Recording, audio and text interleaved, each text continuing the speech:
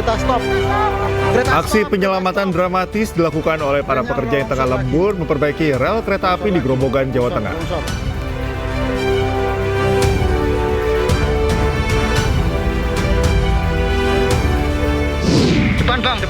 Dua jenazah korban longsor di Pekalongan, Jawa Tengah kembali ditemukan dan dievakuasi. Total korban tewas menjadi 25 orang. Pembongkaran pagar laut di perairan Kabupaten Tangerang, Banten telah mencapai 11,75 km.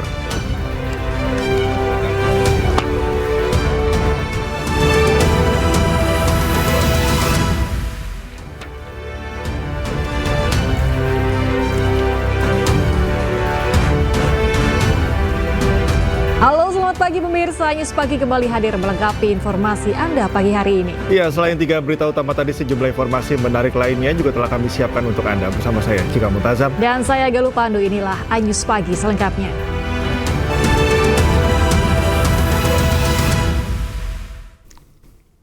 Kita bagi informasi News Pagi hari ini pemirsa. Seorang pria tewas usai dianiaya orang tidak dikenal dengan senjata tajam saat nongkrong di warung kopi di Taman Sari, Jakarta Barat. Dua teman yang berusaha menyelamatkan korban tak luput dari serangan pelaku.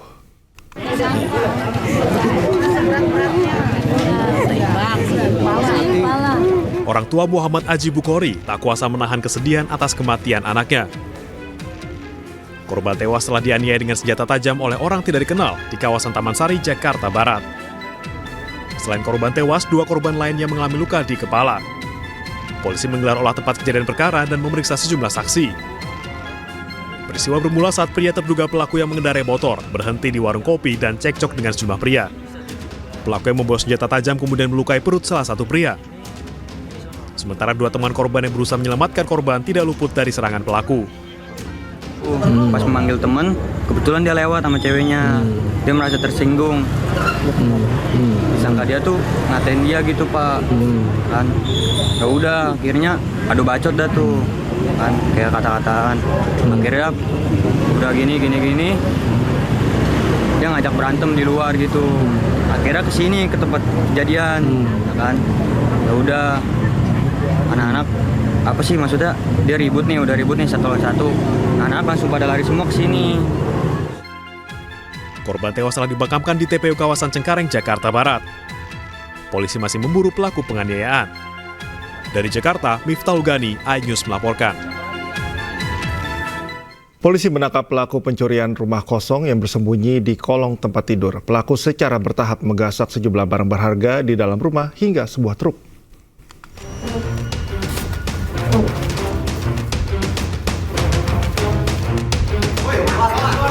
Berniat sembunyi dari polisi, namun polisi lebih jeli dan Dian Yulianto pun harus keluar dari tempat persembunyiannya di kolong tempat tidur.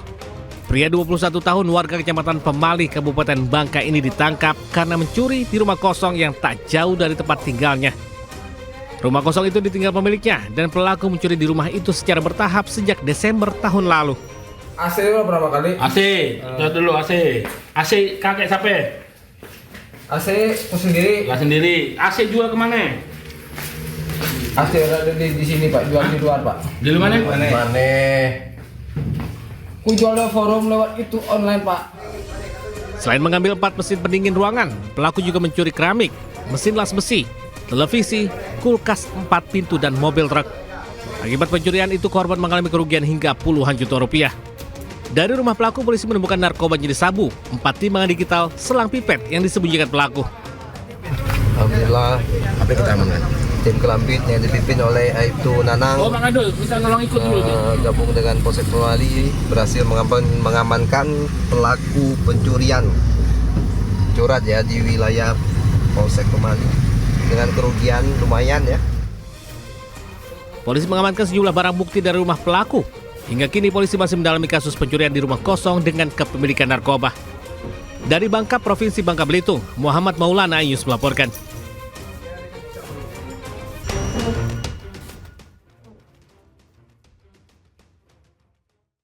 Menunaikan ibadah salat subuh untuk wilayah Jakarta dan sekitarnya pemirsa, Anda kembali menyaksikan iNews Pagi. Aksi penyelamatan dramatis dilakukan oleh para pekerja yang tengah lembur memperbaiki rel di Desa Papanrejo, Grobogan, Jawa Tengah. Para pekerja menghentikan laju sebuah kereta api yang melaju dari arah timur akibat rel yang selesai diperbaiki kembali diterjang banjir susulan hingga perlintasan terpaksa ditutup. Kereta stop, kereta stop, kereta stop, kereta stop. Relnya longsor lagi. Para pekerja dari PT KAI yang tengah menyelesaikan perbaikan rel kereta api yang rusak di Desa Papanrejo, Kecamatan Gubuk, Grobogan, Jawa Tengah berusaha menghentikan laju kereta api yang datang dari arah Surabaya menuju Semarang. Pasalnya, batu balas dan sak pasir penahan rel kereta api yang baru saja selesai diperbaiki kembali jebol dan hanyut terbawa banjir susulan. Akibat kejadian, jalur perlintasan yang sudah selesai diperbaiki dan telah diaktifkan kembali terpaksa ditutup karena material yang menyangga rel kereta api hanyut diterjang banjir susulan. Sementara untuk para aktivitas pekerja dihentikan untuk sementara. Karena jebol itu perbaikan kemarin dialas dan itu batu kereta itu hilang semua. Dan berarti perjalanan kereta api untuk saat ini seperti apa? Perjalanannya ya berhenti, nggak bisa ya? Sungai Tuntang kembali meluap pada Jumat malam disebabkan intensitas hujan tinggi mengguyur wilayah Kecamatan Gubuk selama beberapa jam. Akibatnya banjir susulan pun menerjang sejumlah desa di sekitar lokasi tanggul Sungai Tuntang. Warga kemudian bergotong royong membuat tanggul darurat guna menghambat datangnya banjir yang mulai memasuki desa. Dari Grobogan, Jawa Tengah, Rustaman Nusantara Ayus melaporkan. Pemirsa, 3 jenazah korban kebakaran Glodok Plaza sudah teridentifikasi dan diserahkan pada keluarga. Masih ada 9 jenazah lainnya yang masih menunggu proses identifikasi di Rumah Sakit Polri Kramat Jati.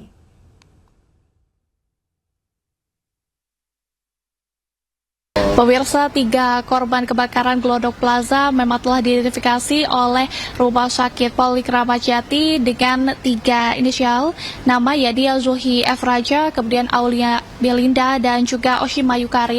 Untuk Zuhi dan Aulia memang sudah dibawa pulang oleh keluarga dan disemayamkan di daerahnya. Kalau Zuhi di Pekanbaru, kemudian untuk Aulia di Makassar. Sementara untuk 1 jenazah lainnya telah teridentifikasi, yaitu Oshima Yukari, akan dibawa pulang oleh pihak keluarga tepatnya pada malam hari ini, di mana sang ibu dari pramugari BBN Airlines ini akan terbang dari Hong Kong menuju ke Indonesia, dan nantinya untuk Oshima Yukari ini akan dimakamkan di Wonosari. Sebagai informasi pemirsa, masih ada 9 kantung jenazah lagi yang masih dalam proses identifikasi oleh tim dokter forensik dari Rumah Sakit Polri Kramat Jati. Dan untuk proses identifikasi ini tentu memakan waktu yang cukup lama, dikarenakan untuk jenazah yang didapatkan dari Glodok Plaza ini sudah banyak yang terbakar hangus dan juga seluruh tubuh tidak utuh. Artinya memang untuk proses identifikasi memerlukan waktu yang lama, sehingga dari pihak dokter forensik sendiri juga telah mengumpulkan 30 sampel DNA dari 14 keluarga korban yang mengaku kehilangan anggota keluarganya saat kebakaran di Glodok Plaza. Kita doakan bersama untuk proses identifikasi ini segera selesai, 14 korban yang dinyatakan hilang dapat ditemukan, kemudian juga dapat diidentifikasi, akhirnya nanti bisa dimakamkan di kediamannya. Dari Jakarta, Dilami Aulia dan Dipenadi Ayus melaporkan. 3 dari 12 korban tewas kebakaran Glodok Plaza Jakarta sudah berhasil diidentifikasi. 2 diantaranya sudah diserahkan kembali ke keluarga masing-masing. Korban tewas yang telah teridentifikasi yakni Zuhi F. Raja, 42 tahun, merupakan karyawan BUMN. Aulia Belinda, 28 tahun, mantan pramugari, dan Oshima Yukari, 29 tahun, seorang pramugari. Jenazah Raja dan Aulia sudah diserahkan ke pihak keluarga. Sementara jenazah Oshima Yukari masih berada di Rumah Sakit Polri dan rencananya akan dibawa oleh pihak keluarga ke kampung halamannya di Kendal, Jawa Tengah. RS Polri masih terus melakukan pencocokan DNA korban kebakaran Glodok Plaza. Ada 9 kantong bagian tubuh yang belum bisa diidentifikasi.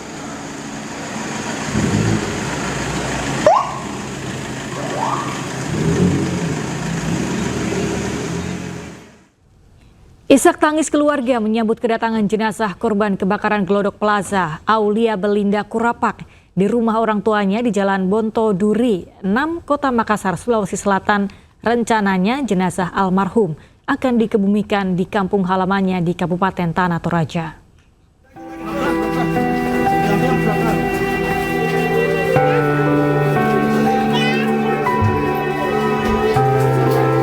Isak tangis keluarga pecah saat jenazah korban kebakaran Glodok Plaza Aulia Belinda Kurapak tiba di rumah orang tuanya di Jalan Bontoduri 6, Kota Makassar, Sulawesi Selatan.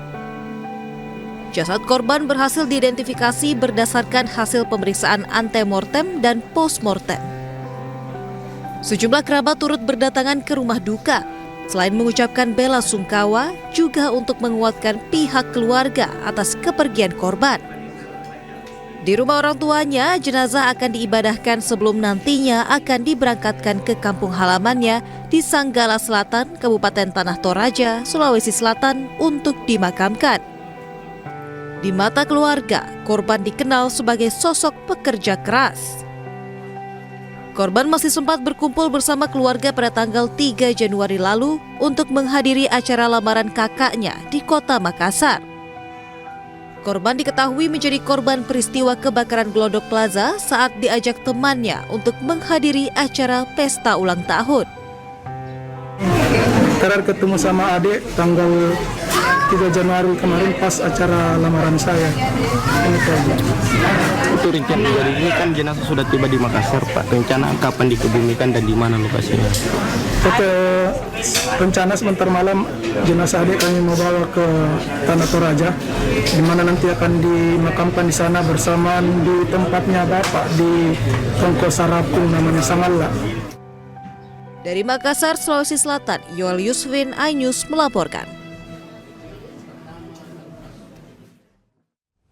Pemirsa, 2 jenazah korban longsor di Pekalongan, Jawa Tengah kembali ditemukan dan dievakuasi.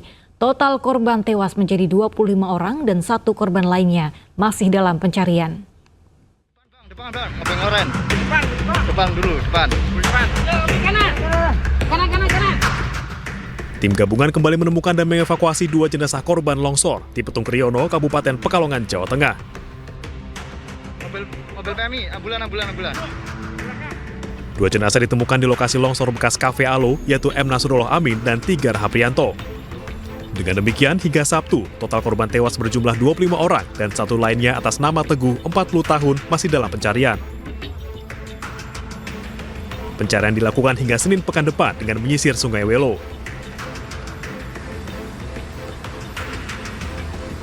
Selain menimbulkan korban jiwa, longsor juga membuat jalan utama Pekalongan ke Petung Kriono putus. Jembatan ambruk terbawa arus sungai hingga mengisolasi 1 kecamatan.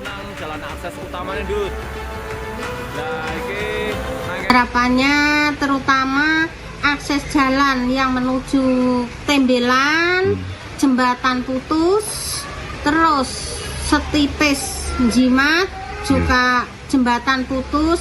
Kalau bisa secepatnya kami sangat mohon bantuan dari pemerintah maupun dari relawan-relawan, juga lampu. Listrik ya? Listrik padam? Listrik dari kemarin, awet awal kejadian itu padam sampai sekarang. Warga kini terpaksa memutar sejauh 80 km atau sekitar 3 jam perjalanan melalui Wanayasa, Banjarnegara untuk menuju desanya. Bantuan pun harus dipikul satu persatu dengan melintasi sungai. Dari Pekalongan, Jawa Tengah, Suryono Soekarno, iNews melaporkan. Setelah dilakukan pencarian selama 2 hari, korban kelima yang tertimbun tanah longsor di lereng Gunung Anjasmoro, Jombang ditemukan. Jasad korban ditemukan tertimpa material rumah yang hancur.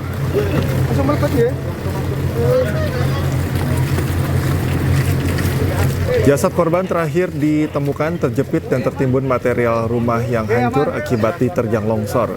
Dalam proses pencarian korban, petugas menggunakan 2 alat berat dan anjing pelacak. Dengan ditemukannya korban kelima, maka operasi SAR gabungan di Kecamatan Wonosalam, Jombang akan segera berakhir. Sebelumnya, bencana longsor menerjang 4 rumah warga di Desa Samberjo, Kamis kemarin. 2 warga ditemukan meninggal dunia tertimbun longsor, sementara 3 lainnya luka-luka. Hari ini korban kedua berhasil dievakuasi oleh tim SAR gabungan. Sekira ditemukan sekira pukul 16 dan memakan waktu cukup lama untuk proses evakuasinya. Dikarenakan korban ditemukan terjepit di antara material rumah. Jadi banyak peralatan dapur terus kayu yang menjepit korban sehingga proses evakuasinya agak lama sedikit. Setelah hilang selama 2 hari akibat terseret arus sungai Cibanteng, Serang, Banten, seorang balita akhirnya ditemukan oleh tim SAR gabungan. Korban ditemukan sejauh 300 meter dari lokasi kejadian dalam kondisi meninggal dunia.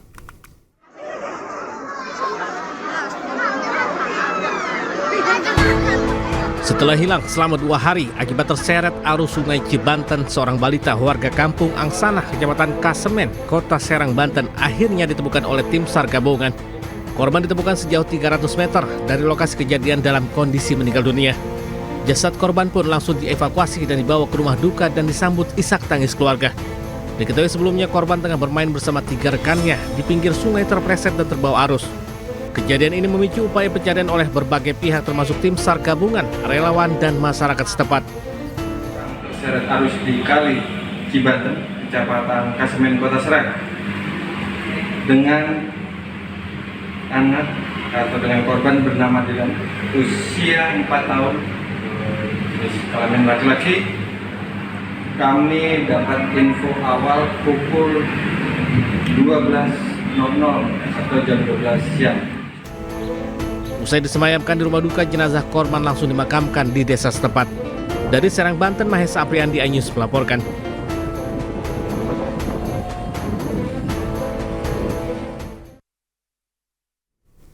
Dua dari 3 komplotan pelaku copet yang kerap melancarkan aksinya di pusat perbelanjaan di Kota Makassar, Sulawesi Selatan kembali diringkus polisi.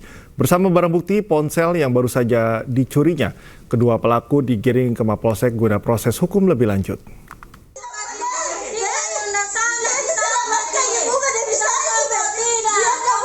Kedua pencopet ini saling bantah tuduhan mencopet di pusat perbelanjaan modern Panakukang, Sulawesi Selatan. Mereka tidak mau disalahkan mencopet telepon genggam milik pengunjung pusat perbelanjaan modern. Lestari alias Ayu ini merupakan residivis kasus pencopetan dan pernah ditahan beberapa kali di Mapolsek. Barang hasil mencopet dijual dan uang digunakan untuk membeli narkoba jenis sabu. Sementara Suci alias Sube merupakan teman Lestari saat menjalankan aksinya. Meski saat dipertemukan keduanya saling membantah. Lakukan 3 orang sama Sube, Sube sama Aca ke rumah pergi jemput Kak. Baru langsung jalan ke Panakukan, di Panakukan langsung Kak masuk, ada HP ambil Aca, saya ararai. Polisi sudah mengamankan 2 dari 3 pelaku copet di Kabupaten Goa. 2 pencopet ini dibawa ke Mapolsek Panakukang untuk pemeriksaan lebih lanjut. Untuk tersangka seluruhnya ada 3, namun baru 2 orang yang kami amankan. Yang satu masih dalam pencarian kami atau dalam pengembangan kami setelah penunjukan oleh 2 temannya yang sama-sama melakukan penjualan. 2 pencopet menjalani penahanan di Mapolsek Panakukang. Keduanya dijerat pasal pencurian dengan ancaman hukuman 5 tahun penjara. Dari Makassar, Sulawesi Selatan, Muhammad Nurbone, iNews melaporkan. Sebuah SPBU di Mandailing, Natal, Sumatera Utara terbakar diduga akibat sebuah minibus yang mengalami korsleting saat mengisi bahan bakar. Informasinya usai jeda, tetap bersama kami di iNews Pagi.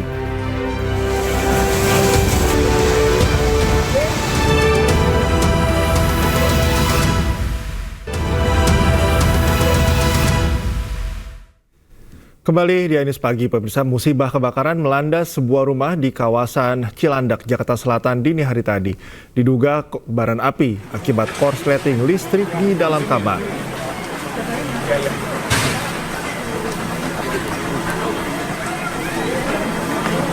Kebakaran sebuah rumah terjadi di Jalan Anggur 3, Cipete Selatan, Cilandak, Jakarta Selatan.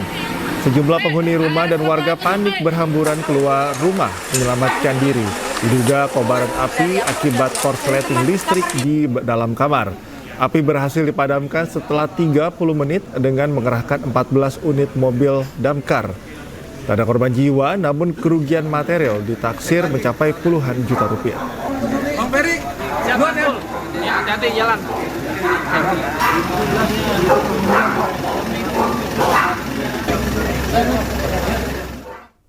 Kebakaran hebat melanda permukiman padat penduduk di Jalan Mangga Besar 13, Sawah Besar, Jakarta. 17 unit mobil damkar dikerahkan untuk memadamkan api.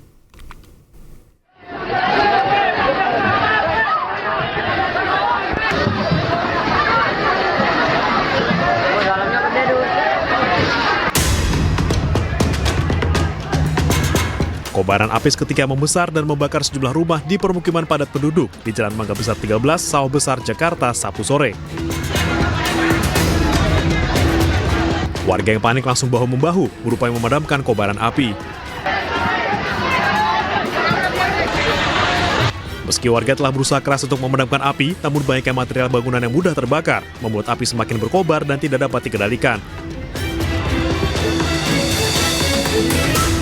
Menurut salah satu warga, api tiba-tiba muncul dari atap salah satu rumah dan langsung membesar hingga akhirnya merambat ke bangunan lainnya.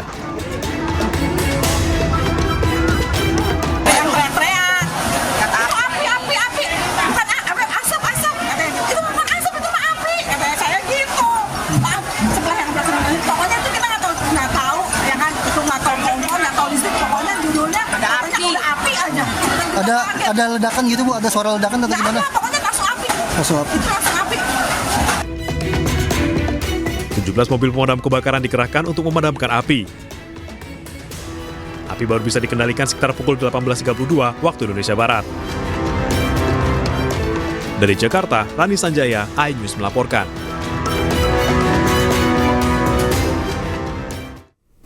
Sebuah SPBU di Mandailing, Natal, Sumatera Utara terbakar, diduga akibat sebuah minibus yang mengalami korsleting saat mengisi BBM.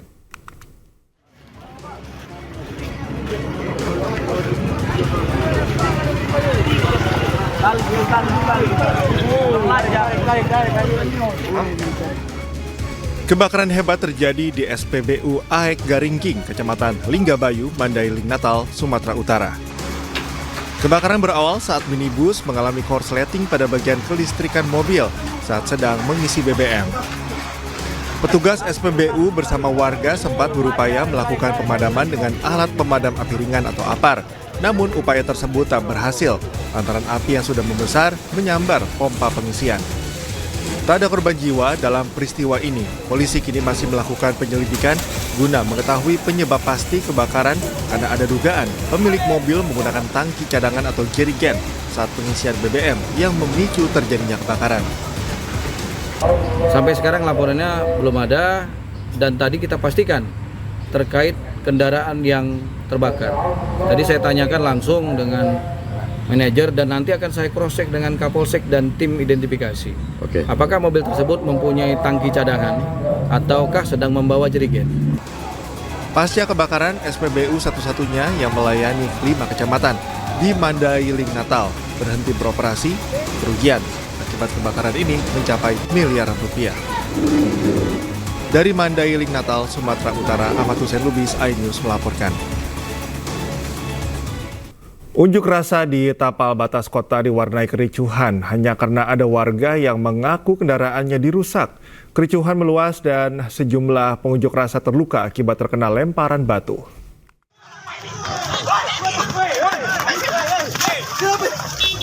Masa pengunjuk rasa terus mengejar warga yang mengaku mobilnya rusak karena aksi demonstrasi. Masa mencoba memukuli warga yang tiba-tiba datang dan menuding kerusakan mobil karena pengunjuk rasa. Aparat gabungan TNI dan Polri membubarkan massa mengantisipasi kericuhan meluas. Satu persatu massa diamankan petugas tak berseragam. Warga meminta pengunjuk rasa bertanggung jawab dan mengganti kerusakan kendaraan.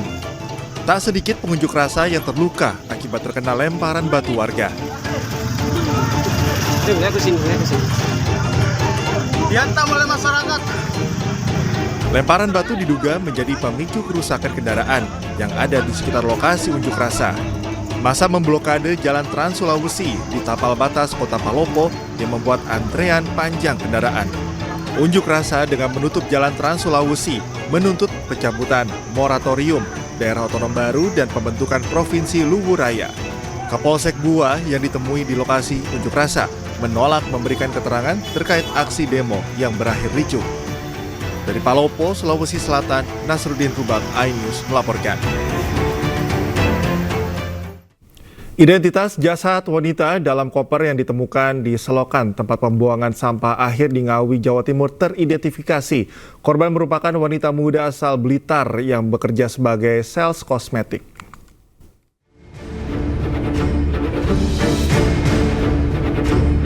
Identitas jasad wanita dalam koper yang ditemukan di selokan tempat pembuangan sampah akhir di Ngawi, Jawa Timur akhirnya teridentifikasi usai keluarga yang dipanggil polisi ke RSUD Suroto Ngawi, Jawa Timur memastikan jika jasad yang dimaksud adalah anak mereka.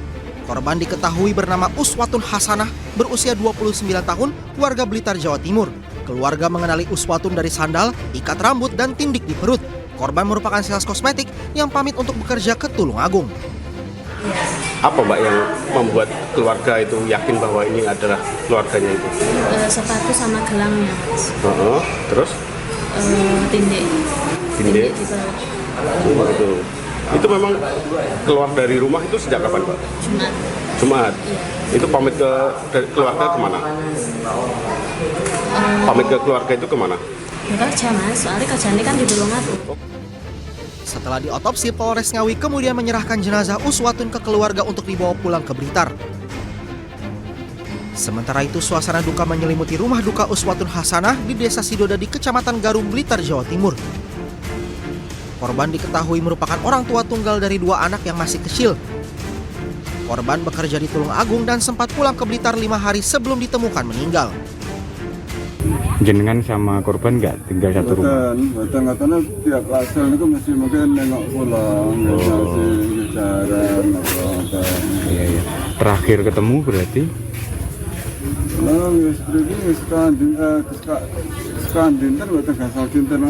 Itu terakhir gitu. Pas pulang ke Slorok. Sebelumnya warga desa Dadapan, Kecamatan Kendal, Kota Ngawi, Jawa Timur digegerkan dengan penemuan jasad wanita di dalam sebuah koper.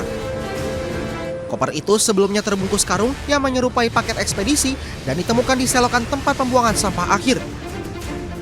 Tim identifikasi Satreskrim Polres Ngawi yang datang ke lokasi langsung membuka koper dan mendapati jasad wanita dalam posisi melingkup.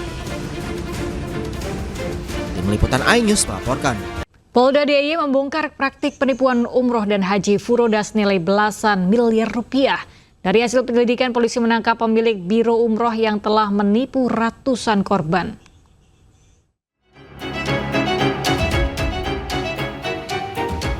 Direktorat Reserse Kriminal Umum Polda DIY menangkap Indri Dapsari, 46 tahun pemilik biro umroh PT Hasanah Makna Safari. Tersangka diduga melakukan penipuan umroh dan haji furoda senilai 14 miliar rupiah dengan jumlah korban mencapai lebih dari 300 orang.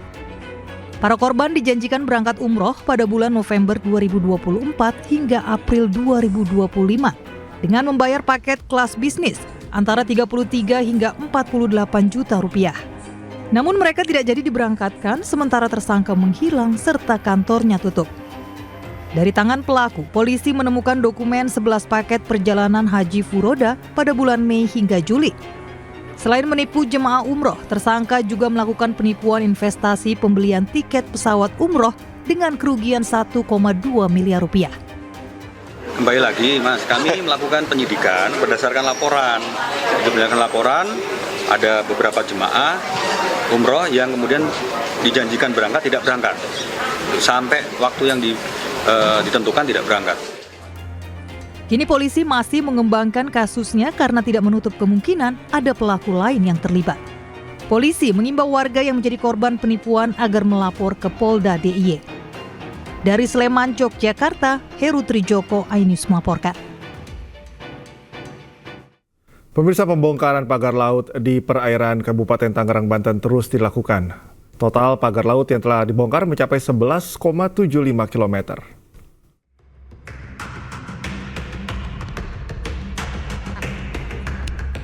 Personel gabungan Bakamla, Polair, KKP hingga nelayan dikerahkan pada pembongkaran pagar laut di perairan Kabupaten Tangerang, Banten. Pembongkaran terbagi di 3 titik lokasi, yaitu perairan Tanjung Pasir, Kronjo, dan Mauk. Total 11,75 km pagar laut berhasil dibongkar per tanggal 24 Januari 2025. Setiap harinya ditargetkan 5 km bambu dibongkar. Kalau target seperti biasa 5 kilo, tapi saya tidak mau berhitung dengan angka dulu, Mbak. Sekarang ini target saya gimana caranya secepatnya kita tarik. Target tetap antara 5 sampai 7. Nah, tapi berdasarkan pengalaman, begitu masuk di jam-jam 2 ke sana, itu udah berawan, kemudian ini udah surut, gelombangnya tinggi. Ini tidak memungkinkan ataupun tidak efektif kalau kita melaksanakan penarikan. Mengingat kedangkalan kapal-kapal seperti ini sudah tidak bisa mendekat lagi. Pembongkaran ditargetkan selesai dalam 8 hari ke depan, menyesuaikan dengan kondisi cuaca dan ombak. Percepatan pembongkaran pagar laut diharapkan dapat mengembalikan mata pencaharian para nelayan yang sempat terhambat. Tim Liputan iNews melaporkan. Komisi Pemberantasan Korupsi akhirnya menangkap tersangka kasus korupsi pengadaan IKTP Paulus Thanos yang buron sejak tahun 2021. Perusahaan Paulus Thanos disebut meraup keuntungan haram 145 miliar rupiah dari pengadaan IKTP.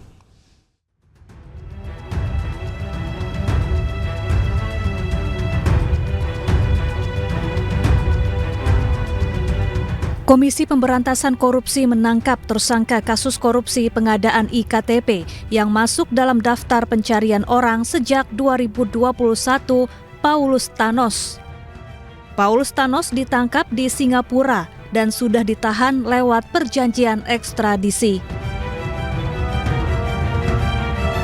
Kini KPK tengah berkoordinasi dengan Polri, Kejaksaan Agung, dan Kementerian Hukum untuk dapat mengekstradisi Paulus ke Indonesia. Seperti apa ya? Mudah-mudahan semuanya berjalan. Itu dulu lah. Penangkapannya gimana? Pak benar di Singapura, Pak? Sedang apa mungkin? Iya, Pak. Di mana? Kalau itu kan dari sana nanti ya akan tindak lanjut. Kami hanya banyak melakukan koordinasi, ya kemudian nanti mudah-mudahan semuanya lancar. Di Singapura itu rumah tinggal atau bandara atau gimana, Pak? Belum terverifikasi secara Akan berkoordinasi dengan siapa aja nanti KPK untuk memulangkan? ya pastinya dengan pihak yang terkait semuanya ya. Paulus Thanos ditetapkan sebagai tersangka korupsi IKTP sejak 2019 bersama sejumlah orang lainnya. Paulus merupakan Direktur Utama PT Sandipala Arta Putra. Dari hasil kong kali kong, perusahaan itu mendapat pekerjaan sekitar 44% dari total keseluruhan proyek pengadaan IKTP senilai 5,9 triliun rupiah. Atas praktik lancung ini, perusahaan Paulus meraup keuntungan haram 145 miliar rupiah. Tim Liputan iNews melaporkan.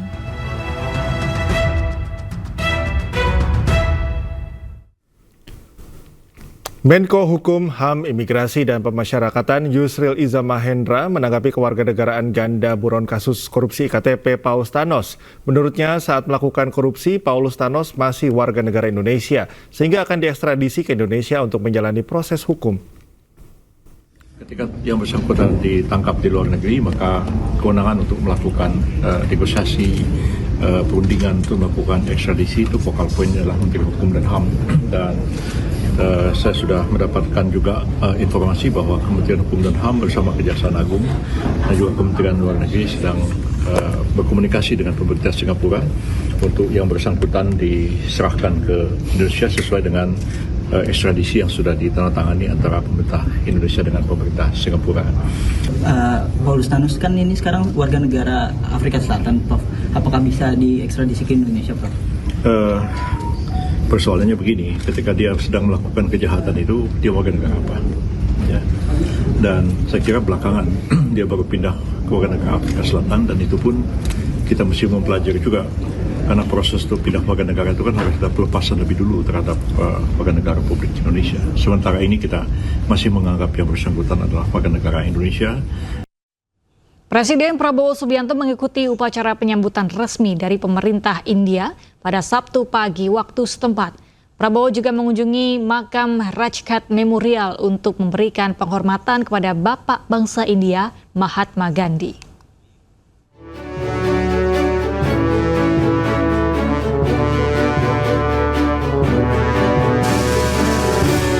Presiden Prabowo Subianto mengikuti upacara penyambutan resmi dari pemerintah India dalam agenda kenegaraan di Istana Kepresidenan Rashtrapati Bhavan, New Delhi, India, Sabtu pagi waktu setempat.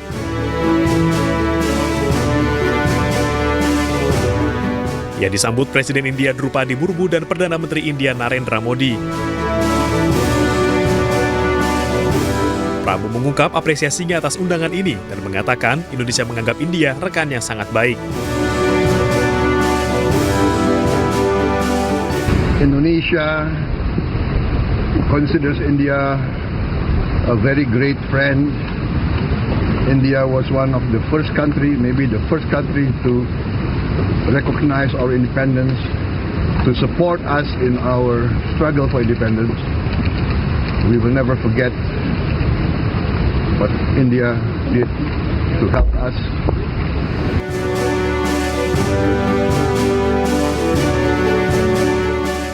Prabowo kemudian bertolak ke makam Rajghat Memorial untuk memberikan penghormatan kepada Bapak Bangsa India, Mahatma Gandhi. Prabowo meletakkan karangan bunga, menaburkan bunga, dan mengheningkan cipta.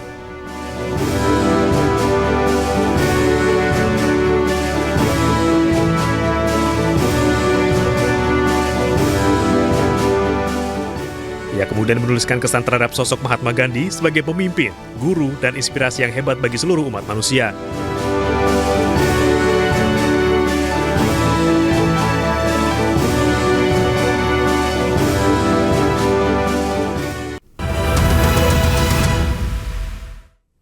Anda kembali menyaksikan News Pagi pemirsa. Di masa long weekend Isra Mi'raj dan Imlek, volume kendaraan di Simpang Gadok Bogor meningkat.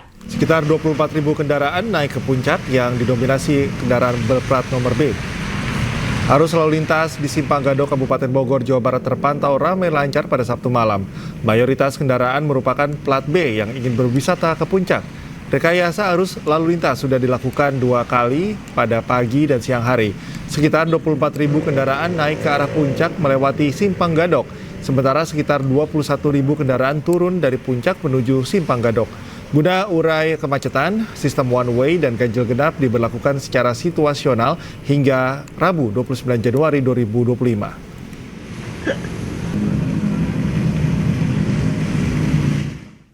Libur panjang Isra Mi'raj dan Imlek, stasiun Pasar Senen dipadati penumpang. Para penumpang hendak mudik ke kampung halaman sekaligus berwisata.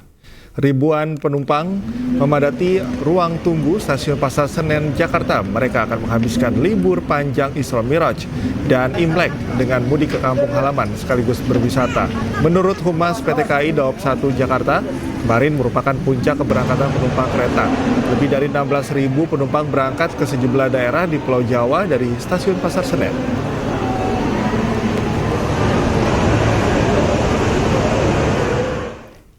Ya, menyambut libur panjang Imlek 2025, warga Jakarta dan sekitarnya rupanya banyak yang ingin berpergian ke Bandung. Ya, hal tersebut nampak dari antrean calon penumpang kereta cepat Wush di stasiun Halim Sabtu kemarin.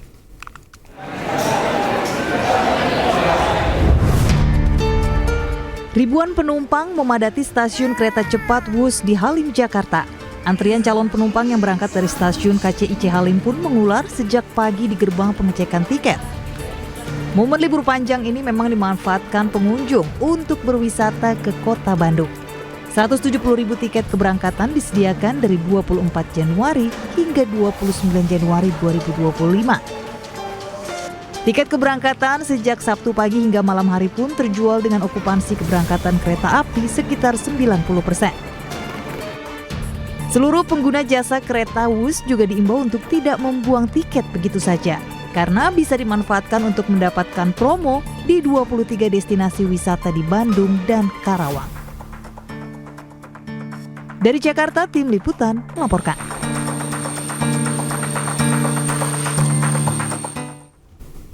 Pemirsa, banjir yang terjadi di Grobogan, Jawa Tengah mengakibatkan perjalanan kereta api antara stasiun Karangjati dengan Gubuk kembali ditutup akibat perbaikan penyangga rel yang amblas. Dan untuk mengetahui informasi terkini terkait hal tersebut, kita bergabung dengan Rustaman Nusantara. Selamat pagi, Rustam. Bagaimana perkembangan perbaikan rel kereta api setelah sempat amblas kemarin? Di belakang Anda sedang ada pekerjaan, bisa Anda gambarkan seperti apa? Ya, selamat pagi, Galuh. Selamat pagi, Cikal. saat ini bisa kita informasikan bahwa kondisi rel sudah mulai kondisi menggantung dan perbaikan harus dimulai dari nol lagi, di mana semua bahan-bahan material dan cor-coran yang sebagai penyangga juga hanyut terbawa arus dari dampak dari banjir susulan kemarin. Dan bisa saya perlihatkan saat ini kita bisa melihat kondisi perlintasan yang ini kondisi menggantung. Satu dalam kondisi yang agak parah dan satu dalam kondisi yang sejajar. Jadi nanti rencana yang akan dihidupkan lagi yang posisi yang ada di atas yang sejajar itu. Dan saat ini kondisi air masih menggenang di bendung Sungai Tuntang, di tanggul Sungai Tuntang. Kita bisa lihat kan bahwa di sana masih banyak sekali area-area persawahan yang juga terdampak dari banjir dari tanggul Sungai Tuntang ini. Dan ini masih banyak sekali bahan-bahan yang berceceran akibat tanggul kemarin, dan untuk pekerja sebagian masih beraktivitas hingga saat ini. Terus untuk ini ada beberapa pekerja yang masih berada di bawah yang bekerja selama 24 jam untuk upaya perbaikan tanggul yang masih agak normal. Jadi akan diupayakan untuk mempercepat proses perbaikan sehingga kereta juga bisa berjalan lancar. Tikal. Ya, baik Rustaman, kita harapkan juga perbaikan ini dapat berjalan dengan baik sehingga bisa jadwal kereta kembali normal ya. Galuh, terima kasih Rustam atas informasinya, selamat bertugas kembali. Pemirsa, kemacetan panjang terjadi di Tol Cipali kilometer 154 hingga 162 arah Jakarta menuju Cirebon pada Sabtu siang. Sejumlah pemudik bahkan rela berjalan kaki untuk mencapai rest area.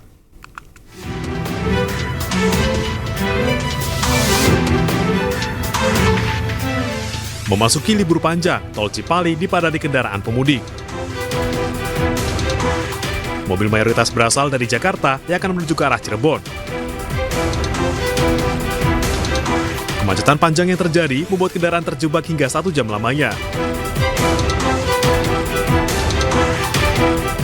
Sejumlah pemudik bahkan terpaksa berjalan kaki untuk menuju rest area kilometer 166 Majalengka. Emang macet, Kang? Macet. Berapa lama? Sudah 1 jam lebih. Sudah 1 jam lebih. Jadi rela jalan kaki? Rela. Berapa jaraknya nih? Dekat. Ada 500 meter? Nggak ada lah. Nggak ada? Nggak ada. Selain jelang memasuki rest area, kemacetan juga terjadi di kilometer 154 hingga 162 Tol Cipali yang mengarah ke Cirebon. Di Telantas Polda Jabar memberlakukan kontraflow untuk mengurai kemacetan. Kita melakukan kontraflow di kilometer 157 sampai 162 untuk mengurai kepadatan arus lalu lintas akibat dari kecelakaan truk terguling. Kemudian di pukul 13.00 kita melaksanakan CB kontraflow di kilometer 162 hingga ke kilometer 169 untuk mengurai kepadatan arus lalu lintas yang akan masuk ke rest area kilometer 166. Diprediksi puncak peningkatan arus kendaraan libur panjang terjadi pada Sabtu ini. Dari Majalengka, Jawa Barat, Muhammad Zaini Johadi, iNews melaporkan.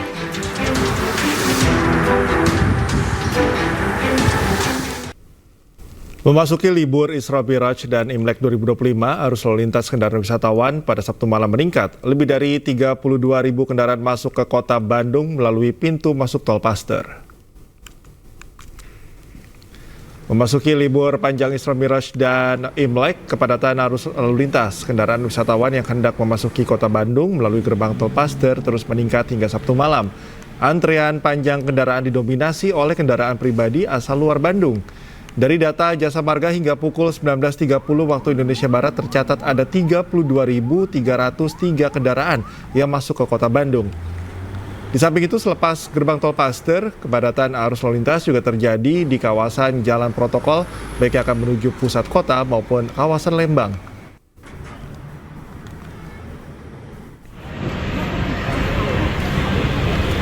Sementara itu, pemirsa, Ribuan penumpang pesawat memadati Bandara Soekarno-Hatta, Tangerang, Banten. Di libur panjang Isra Miraj dan Imlek ini, jumlah penumpang pesawat di Bandara Suta naik 20%. Adapun kota tujuan favorit masyarakat penumpang diantaranya Denpasar, Medan, Surabaya, dan Makassar. Pengelola bandara mengimbau kepada para calon penumpang untuk tiba di bandara lebih awal sebelum keberangkatan.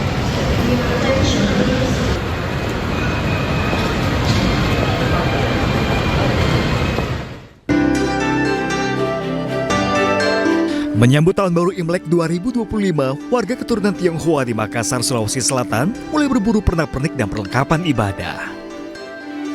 Seperti di salah satu toko di kawasan Pecinan di Kecamatan Wajo yang ramai sejak awal Januari. Pengunjung berburu lampion, hiasan dinding, lilin ibadah hingga amplop angpau dengan harga bervariasi. Angpau motif ular paling banyak diburu warga. Sio ular diharapkan membawa keberkahan dan kesehatan pada Tahun Baru Imlek kali ini. Keberkahan, kelimpahan, kesehatan semuanya. Berarti ini persiapan Imlek ya? Iya, persiapan Imlek. Gimana sih persiapan Imlek untuk tahun ini? Ya, persiapannya bersama keluarga, sama-sama semuanya berkumpul. Harapannya sendiri di tahun ini? Harapannya di tahun ini semua berbahagia, semua sehat, semua terberkati.